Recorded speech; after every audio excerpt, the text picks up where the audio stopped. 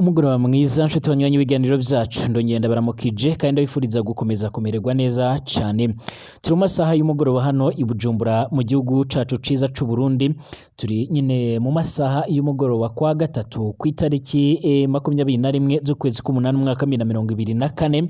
Ndabahaye ikaze mwese nshuti banywanyi ibiganiro vyacu hano kuri Burundi News TV, imbonesha kure imwe ruzende ibandanya kubashikiriza amakuru n'ibiganiro bigezweho biba biriko biravugwa hirya no hino cane cane twibanda mu bijejwe n'umutekano, politique, diplomacy ndetse n'ibindi bigiye bitandukanye. Mwese ndabahaye ikaze mu kiganiro cacu co muri aya masaha aho tugiye kwibanda ku ngingo nkuru zikurikira.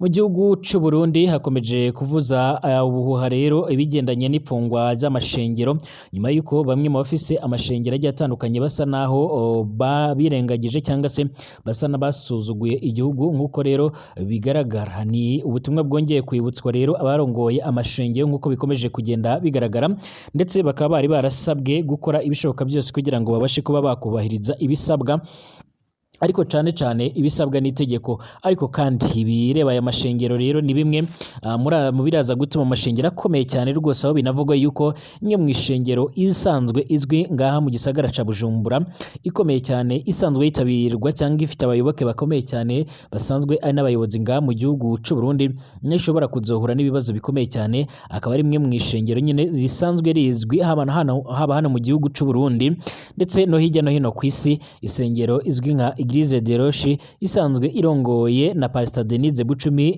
Nkurunziza.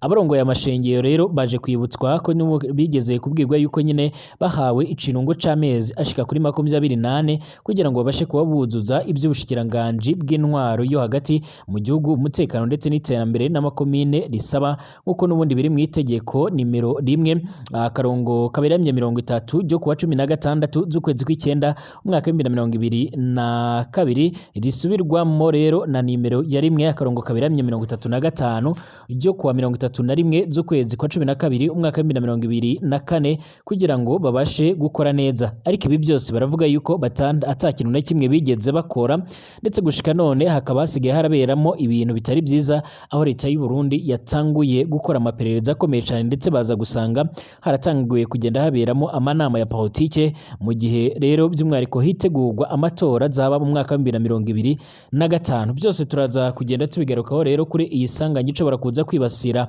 aya mashingiro ngaha mu gihugu c'u Burundi. Ariko nanone harimo abadatinya kuvuga yuko n'ubundi badashobora kuzofungirwa izo shengero, nk'uko Pastor Denise Bucumi Nkurunziza umutambikanyi wa nyakwigendera Petero Nkurunziza yabandanyije kugenda arabivugaho cyangwa se arakomeza kugenda abigarukaho. Makamba hatowe ikiziga c'umusore amanitse ku giti. Cedric Nkeshimana yatowe ikiziga kiwe yenena ku giti ni ku mugwa mukuru rero wa Makamba, ubumanuko bw'u Burundi, nk'uko amakuru dufise akomeza kugenda adusomera. Ni mu gihe ngaha mu gihugu c'u Burundi rero hakomeje kugenda hagaragara ibihe bidasanzwe, cane ibihe by'abantu bariko baricana. Turagaruka kandi ku yandi makuru akomeye cyane akomeje kugenda haranavugwa. Nyine leta y'u Burundi irabandanya gutera ubwoba ndetse no gukubagura ndetse no gupfungira abantu ubusa. Iyi ni Amsterdam International kuko yakomeje kugenda ibigaragaza. Turaza kugenda tubigerukaho, turaza no kwerekeza muri Repubulika iharanira intwaro rusange ya Kongo, aho ingwano zongeye kubura ndetse zongere no kuvuza ubuhuha muri ivyo bice hagati ya FARDC n'abambari bayo ndetse n'umuhari wa M23, mu gihe kandi ibiganiro bigaruka ku mahoro bikomeje kugenda bigaragara ndetse bikomeje kugenda bifata iyindi ntera ngaha nk'uko bikomeje kugenda bigaragara i Rwanda mu gihugu ca Angola. Mwese ndabahaye ikaze rero aho muherereye hose mu makuru y'uyu mugoroba. Wiriwe neza canga umerewe neza canga umerewe ute bitewe naho uherereye hose. Twebwe turi nyine ku mugoroba hano i Bujumbura mu gihugu c'u Burundi. Turi kuwa gatatu mu misi igeze cyumweru, turi ku itariki 21 z'ukwezi k'umunani umwaka 2024. Tugiye kugaruka nyine kuri ayo makuru. Ndakwifuriza kumererwa neza cyane uherereye hose rero nk'urikira inga mu gihugu c'u Burundi mu bice bigiye bitandukanye. Nizere ko umeze neza cyane. Abadukurikira muri mu bice bigiye bitandukanye hirya no hino ku isi ku mugabane wa Afrika, mwese ndabifuriza kumererwa neza cyane. Abadukurikira kandi muherereye mu bice bigiye bitandukanye by'umwihariko ku mugabane w'Uburaya, Aziya, Australia, Amerika ndetse n'ahandi hose, mwese turabifuriza kumererwa neza cane. Hari ubwa mbere ushitse ngaha rero pyonda ahanditse sabone kugira ngo uce waronka amakuru n'ibiganiro vyacu mu buryo bworoshye cane, ubundi ufyonde ahari akamenyetso kameze nk'inzogera hirya gatoya, ubundi ubashe kuzajya ubana natwe 5 kuri 5. Tubandanya kubashikirizaho rero amakuru n'ibiganiro vyibanda ku mutekano, politique, diplomatie ndetse n'ibindi bigiye bitandukanye, ariko kandi tubagezaho amakuru dufatanyije n'abamenyesha amakuru bacu basanzwe ari inzobere mu gutoza amakuru hirya no hino kw'isi, n'amakuru adafise ivumbi namba. Ikaze rero tuyatangurire hano mu gihugu cacu c'u Burundi, igihugu cacu ciza cyane ariko kandi gikomeje kugenda kiberamo ibibazo bikomeye cyane. Nyuma yuko rero mu gihugu c'ababanyi, igihugu c'u Rwanda, hamaze iminsi haravugwa ifungwa ry'amashengero agiye atandukanye, ubu noneho mu gihugu c'u Burundi ho ibintu bimeze nabi, aho bamwe mu bayoboye amashengero botanguye kugenda batabaza bavuga yuko rero badashobora kuba bokwemererwa ko bofungirwa cyangwa se izo nsengero zabo ko zokugarwa nk'uko biriko bitangazwa. Nyamara rero itegeko riragaragaza neza yuko mu gihe bamwe batigeze bakora ibyo basabwe n'itegeko, bashobora kuzohura n'ibibazo bigiye bitandukanye muri iki gikorwa cyo kugara amashengero. Mu gihugu c'u Burundi rero hasanzwe hari amashengero menshi cyane agiye atandukanye, cyane cyane n'abayobozi bo muri icyo gihugu ni bamwe mu bantu bakunda gusenga, ariko kandi bamwe bakaba bafise nayo barongoye, ariko kandi hari amwe asanzwe azwi cyane. Iri kugenda igarukwaho rero bari kugenda baranashira mu majwi cyane, ni ishengero izwi nka Eglise de Roche, isanzwe irongowe cyangwa se isanzwe ari ya Pastor Denise Bucumi Nkurunziza, asanzwe ari umutambukanyi wa nyakwigendera Petero Nkurunziza, yahoze aratwara iki gihugu c'u Burundi nyine akaza kwitaba Imana, akaza gusimburwa na nyiricubahiro Evariste Ndayishimiye. Bivugwa yuko rero hamaze gutangira amatohoza mu gihe hano mu gihugu cacu c'u Burundi hateganyijwe ibikorwa by'amatora mu mwaka utaha, hatanguye kugenda hagaragara ubusuma ndetse n'ubugizi bwa nabi, ndetse ngo hakaba hatanguye indi mirwi igiye itandukanye irimo kureba uburyo yodobya ayo matora. Bivugwa yuko rero ngo iki kibazo cyotanguriye muri aya mashengero agiye atandukanye, akaba ari nayo mpamvu rero leta yongeye kwibutsa abarongoye amashengero yuko bari barabahaye igihe c'amezi ashika kuri 28 mu rwego kugira ngo ibizwi nk'amakosa cyangwa se ibindi bigiye bitandukanye yandi matati boba bakora cyangwa bafitanye na leta babashe kuba boyakuraho. Nkuko natanguye mbivuga, abarongoye amashengero batanguye kwibutswa ko nyine bari barahawe iciringo c'amezi ashika kuri 28 kugira ngo babashe kuba bo kuzuza iby'ubushikiranganje bw'intwaro yo hagati mu gihugu, umutekano n'iterambere ry'amakomine risaba, kuko rero biri mu itegeko nimero 1/230 ryo kuwa 16 z'ukwezi kw'icenda umwaka 2022, risubirwamo kandi na nimero 1/235 ryo kwa 31 ukwezi kwa 12 umwaka 2024 kugira ngo babashe gukora neza. Mwikete rero ryo kwa 23 z'ukwezi kwa 2 umwaka 2024 ubushikiranganje bw'intwaro yo hagati mu gihugu, umutekano n'iterambere ry'amakomine bwandikiye abarongoye amadini ndetse n'amashengero bubibutsa ibiri n'ubundi mwitegeko nimero 1/230 ryo kwa 16 z'ukwezi kw'icenda umwaka 2022 risubirwamo nyine na nimero ya 1/235 ryo kuwa 31/2 ukwezi kwa 12 umwaka 2024 rivuga ibijyanye n'iby'amadini nyine n'amashengero ategerezwa kuzuza kugira ngo abashe kuba yokora neza mu mutekano ntagere ndetse ntabashe no kuba yobangamira imikorere ya leta cyangwa se ibindi bikorwa bigiye bitandukanye. Muri iryo kete rero ubushikiranganje bwatanze ikiringo c'amezi ashika kuri 28 giteganyijwe rero nyine kuzohera ku itariki 16 z'ukwezi kw'icenda umwaka 2024. Uruganda rero rwashimwe kubibutsa ibiri muri iryo teke, nkuko rero ubiri mu ngingo igira iya 46 y'itegeko. Ishengero rero ritegerezwa kuba rifise ibi bikurikira: ikibanza cayo bwite kandi cyubatswe ahantu hari amashure, amashengero rero kuba yubakishije ibikoresho biramba, akaba asakaye mu kwirinda ibyago byonona kwihindagurika kw'ikirere nk'uko bikomeje kugenda bigaragara. Menya neza ko iyo ngingo irabuza bino bikurikira cyane: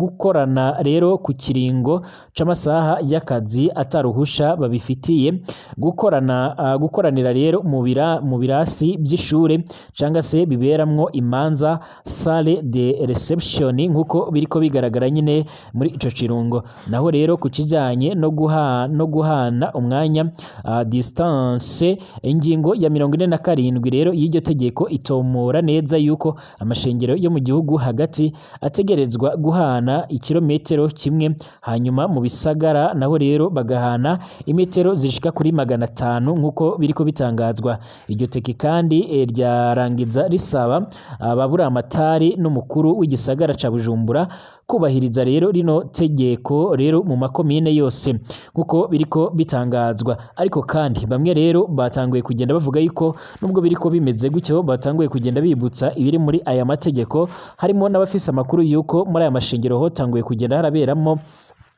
imigwi ya politike igitandukanye, aho by'umwariko muri iki gihugu c'u Burundi hotanguye kugenda nyine hagerageza kuba hobera amanama agiye atandukanye mu gihe hatanguye ibikorwa byo gutora cyangwa se hatanguye ibikorwa byo gutegura ayo matora azoba muri icyo gihe navuze umwaka utaha nk'uko biriko bigaragara.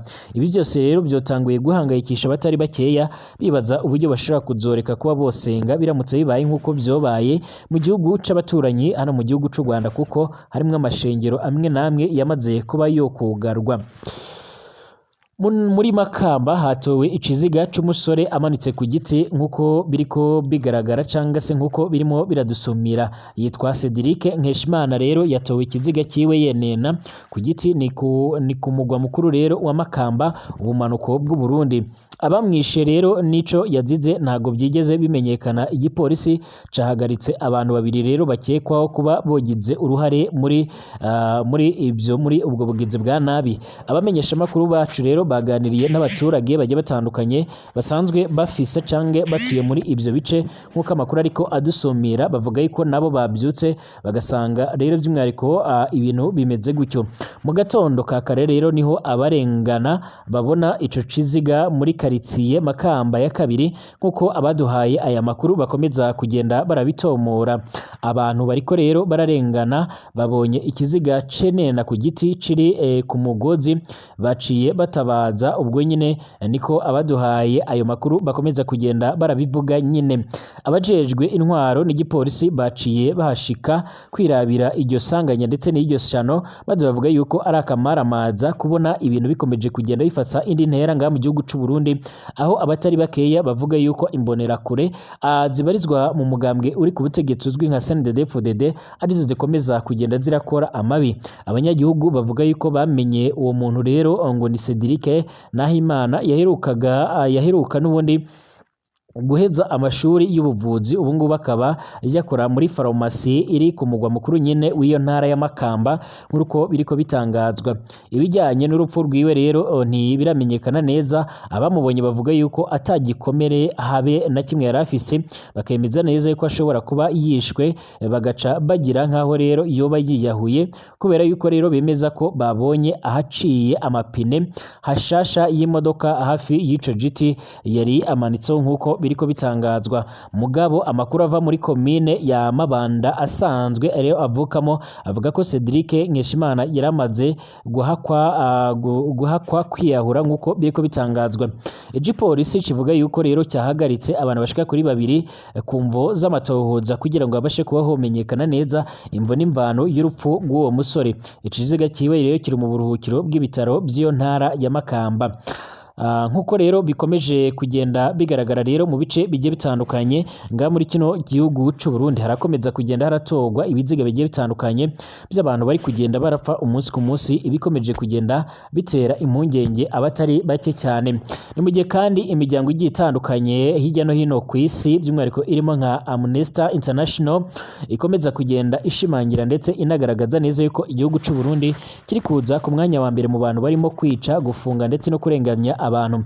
Ishiramwe mpuza makungu rero riharanira agateka kazina muntu kwisi Amnesty International ryagiriza Perezida Evariste Ndayishimiye yuko inyuma y'imyaka 4 amaze ku butegetsi yagumye aburabuza abaharanira agateka kazina muntu n'abamenyesha makuru nkuko byamaze kugenda byemezwa mu cegeranyo rero iryo shirahamwe ryasohoye ryise Uburundi rero imvugo itandukanye n'ingiro ituratuzwa ry'amashirahamwe ataho yegamiye rero muri politike ribandanya ku ntwaro ya Evariste Ndayishimiye cerekana mw'idonido rero ingene abari mu mashirahamwe ataho yegamiye ku Burundi baburabujwe muri iyi myaka ishika kuri 4 nyene iheze nyiricubahiro Evariste Ndayishimiye ashitse ku butegetsi.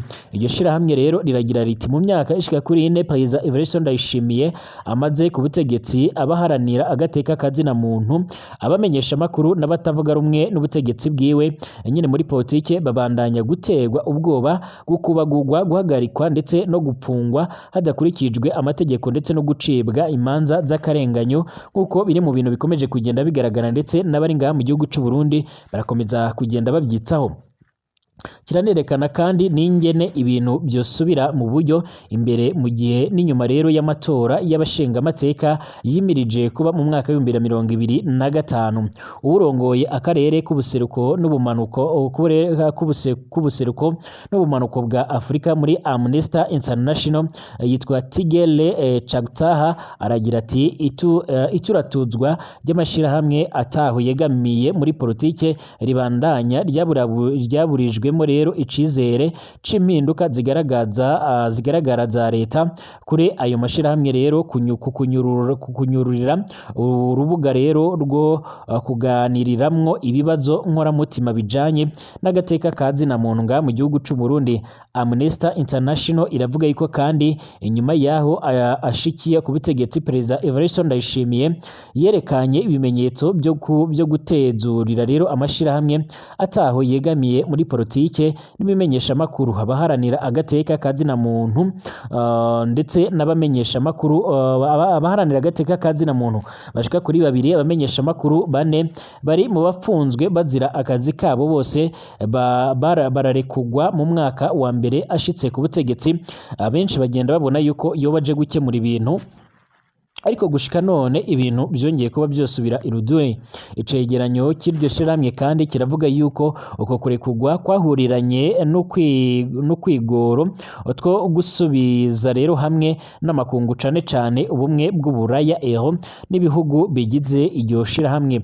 Bamwe rero mu bihweza ibintu n'ibindi bari bizeye yuko uko kurekugwa acari ikimenyetso cyo gusubira kwiyemeza kubahiriza agateka kazina muntu nga mu gihugu c'u Burundi.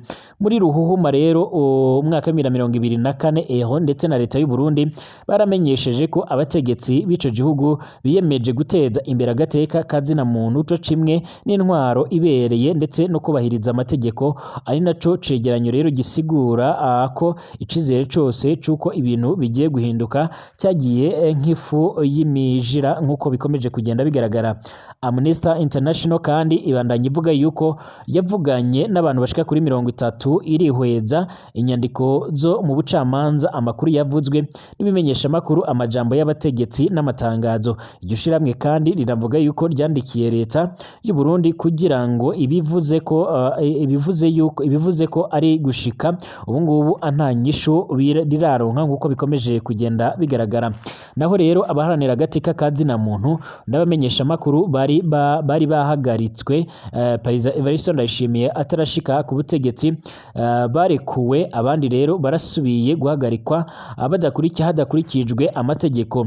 Aha ico cegeranyo kandi kigaruka ku mushingwamanza Germaine Nkina yahagaritswe muri igitugutu umwaka wa 2020 uwahoze ari umushingamateka Fabiani Banchiryanino n'umumenyesha makuru Florian Irangabire yari yarahagaritswe muri Myandagaro umwaka wa 2022 bose ubu ngubu bakaba baramaze kugenda kugenda barekugwa. Tegere rero Cagutaha avuga yuko ibyaha bigendanye no kugumuka ndetse no guhungabanya umutekano w'imbere mu gihugu ari byo bibandanya kwegekwa kubaharanira agateka kazina muntu n'abamenyesha makuru ngaha muri kino gihugu c'u Burundi. Ukuntu rero ibyo byaha bikoreshwa mu gucecekesha abatavuga rumwe na leta ni igitutsi ku gateka kazina muntu cane cane ku burenganzira bwo gushikiriza rero ivyiyumviro bwo kugira ishirahamwe ndetse no kugira ikoraniro mu mutekano nk'uko biriko biragaragara. Aba bose ndetse n'iyindi miryango igiye itandukanye babandanya kongera kubwira nyiricubahiro Evariste Ndayishimiye yuko akwiye gukora ibishoboka byose akeka kuba yorenganya abamenyesha makuru ndetse n'abandi bagiye batandukanye nk'uko bakomeza kugenda babimushinza, kandi baramushinza yuko ibintu birimo biramukomerana mu gihe ngaha muri kino gihugu c'u Burundi rero nyine bariko bitegura amatora akomeye cane. Amakuru aturuka muri teritwari ya Masisi ni muri Repubulika Iharanira Intwaro Rusange ya Kongo, ni mu ntara Kivu ya ruguru nyine muri icyo gihugu, aremeza neza yuko kuva mu rukerera rwo kuri uyu wa gatatu habaye imigwano hagati y'umuhari wa M23 ndetse n'ingabo za leta zifatanyije n'abawazarendo, ingabo z'u Burundi n'abandi basanzwe bafatanya muri karisiyo yabo. Ni mu gihe kandi hashize igihe hari agahenge muri rusange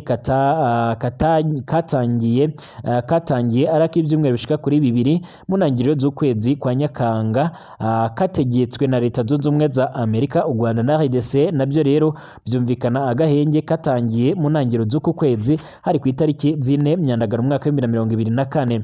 Umwe mu bakozi ba societe civile ya teritwari ya Masisi babwiye BBC Gahuza yuko ingwano zumvikanye mu gicuku cyo kuwa gatatu mu misozi yitaruye centre ya Bihambwe muri teritwari de Masisi.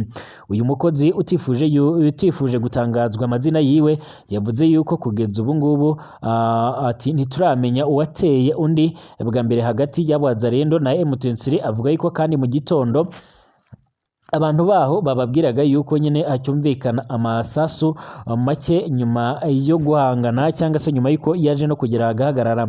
BBC Gahuza yabajije umuvugizi wa gisirikare w'intara ya Kivu y'Amajyaruguru Lieutenant Colonel Njigo Kayiko Jerome kuri iyi ngwano ivugwa rero nyine n'uwayitangije mu gihe hari agahenge kagomba kubahirizwa. Ntiyashimye rero gusubiza, avuga yuko rero ari mu nama nyuma akaba atari yo kongera kuba subiza ku migwano ivugwa rero uyu munsi. Koloneli Wiringoma uvugira M23 yabwiye BBC ko nta na rimwe rero bajya batera FARDC, ko ariyo ibatera nabo ubwabo bakaza kugenda bigwanaho.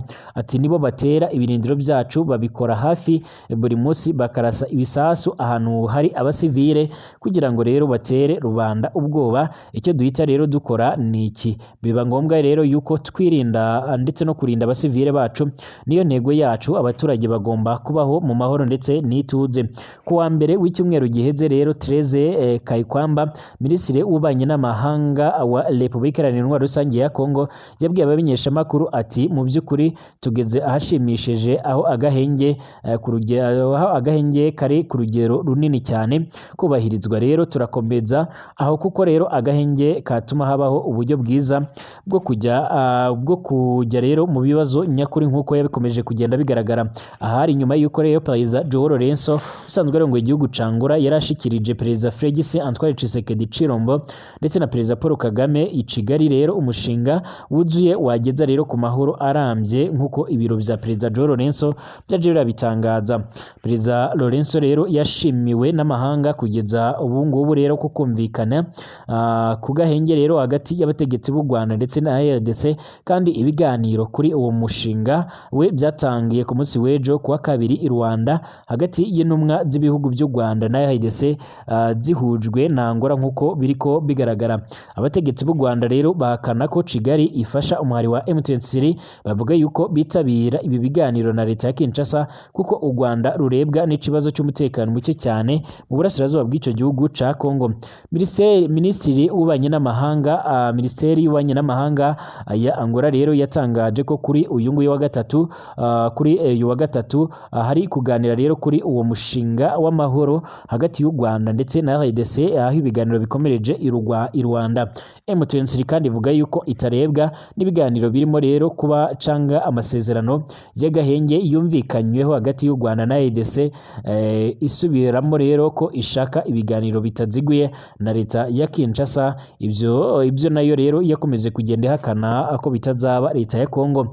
Mu gihe rero ibizava mu biganiro bya Rwanda byitezwe na benshi, biragoye kumenya uruhande rero rwatangije ingwano yo kuri uyu wa gatatu, ndetse no kumenya niba koko iyi ntangiriro yo kurangira ariyo ntangiriro yo kurangira kwa gahenge kamaze hafi amezi ashika kuri 2 kari kishimiwe na leta ya Kinshasa.